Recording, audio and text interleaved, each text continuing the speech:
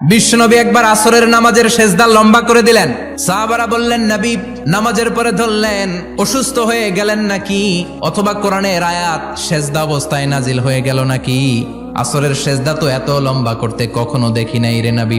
বিশ্বনবী বললেন, না, অসুস্থ হই নাই, কোরআনের আয়াত নাজিল হয় নাই।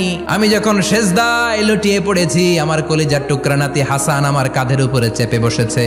আমি যদি সেজদা থেকে মাথা উঠাই হাসানের কষ্ট হয়ে যাবে, তাই আসরের একটা সেজদা আমি ইচ্ছা করেই লম্বা করে দিয়েছি। কি মায়া ছিল নাতিদের সাথে, যে নবী হচ্ছে সব নবীদেরও সর্দার, ওই নবীরে ঘোড়া বানায়া, বিশ্বনবীর বাবরি চুল ছিল তো, ওই চুল ধরে এরকম ঘোড়া ঘোড়া খেলতো।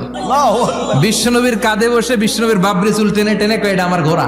হাসান হুসাইনের গায়ের এমন কোন জায়গা নাই যে জায়গায় বিশ্বনবী চুমা দেয় নাই। আর বলতেন, রাইহানা চাইনি ফিদ দুনিয়া, হাসান আর হুসাইন হলো আমার দুনিয়ার সুগন্ধি।